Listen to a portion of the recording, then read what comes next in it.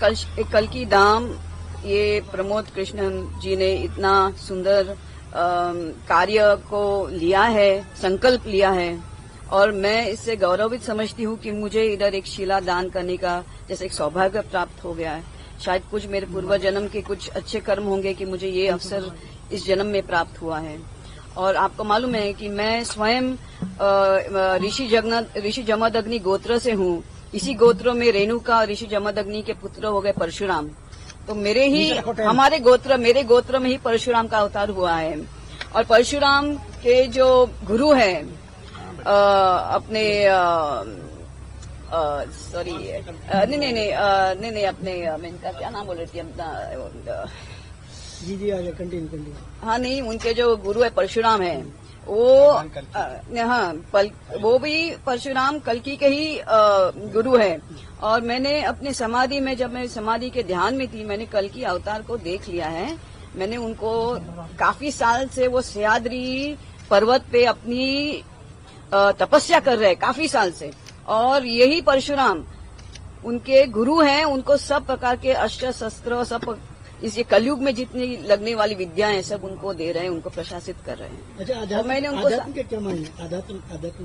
आध्यात्मिक के मायने आम आदमी तक मैसेज नहीं, आम आदमी तक यही मैसेज मैं कहना चाहूंगी कि आप जल्दी से जल्दी अब ये क्या है, ये धर्म के वजह से कलयुग टिका है।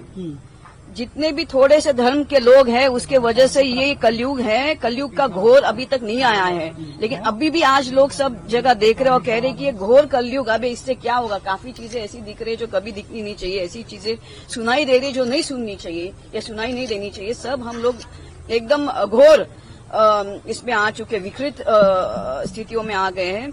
तो लेकिन इससे भी घोर आने वाला है।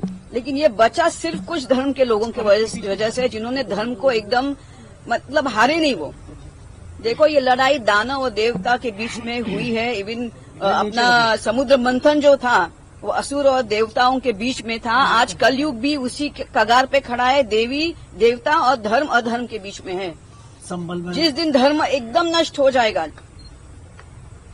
उस दिन घोर कल की अवतार आ जाएंगे। व्यवस्था जो हो रही है इसके लिए हम सब उसके ये है कि हमने प्रकृति को बिल्कुल समाप्त करके रख दिया हर चीज में। और हम लोग देख रहे कि थोड़ा बहुत धर्म का भी है। हम लोग कुछ ज्यादा करेंगे तो वो दूसरे जो असुर लोग होते हैं वो अपने धर्म को नष्ट करने की, हानि करने की चेष्टा करते हैं। और जो भी धार्मिक लोग हैं उनकी भी बुद्धि को वो ये कर रहे हैं, उसको क्या करप्ट कर रहे हैं।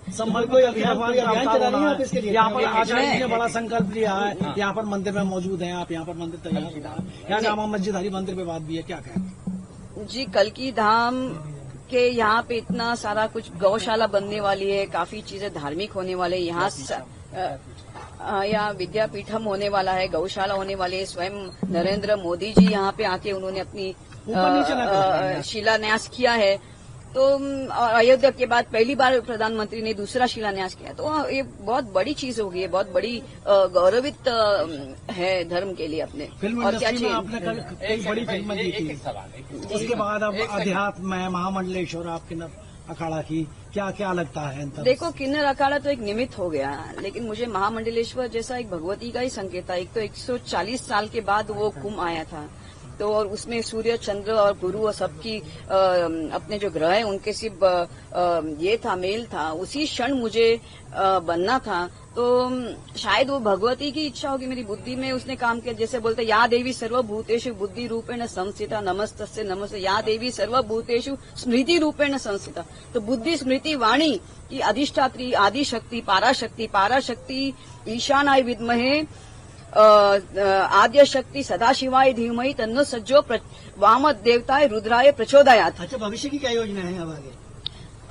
भविष्य की यही है कि जितना मैं धर्म से जुड़ूं और लोगों को धर्म के लिए जुड़ाऊं, बिकॉज अभी सनातन धर्म के लिए जोड़ूं, यही मेरी प्रयत्न रहेगा कि धर्म की स्थापना हो और अधर्म का विनाश होना। मेरा सवाल ये है कि कल्कि धाम आप आई हैं, बहुत बड़ा अनुष्ठान कल्कि धाम निर्माण का है, तो आचार्य प्रमोद कृष्णन जी से धाम से अब जुड़ी रहेंगी आगे? जी जरूर। ये मेरी पहली इधर आना नहीं होगा, शायद देखते भगवती क्या इच्छा है वही सोचती है।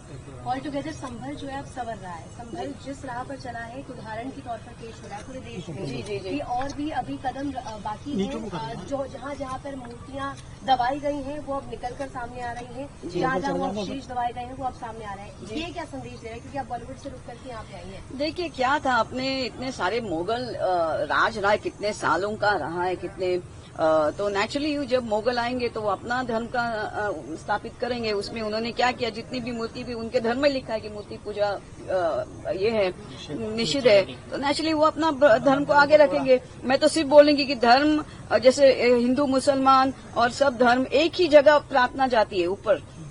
तो मैंने हमेशा वही संदेश दिया है कि एकोसी दृष्टासी सर्वत्र मुक्त प्रायोसी सर्वदा ही है दृष्ट बंदाना मुक्त सितरम। मतलब कि अगर आप एक में सबको देखो, सब में एक देखो, और जब तक आप, और यही संदेश है, यही बंद दृष्टाना, मतलब जो ऋषि है, साधु है, अगर उसमें ये एकोसी सर्वत्र मुक्त प्रयासी सर्वदा, ये अष्टवक्रा में लिखा है कि जो एक में सब में एक देखेगा, जो अद्वैत देखेगा, यही सनातन धर्म है। आप सनातन के प्रचार के लिए निकले हैं। मोदी जी के समय में सनातन के लिए ये कार्यकाल कैसा है?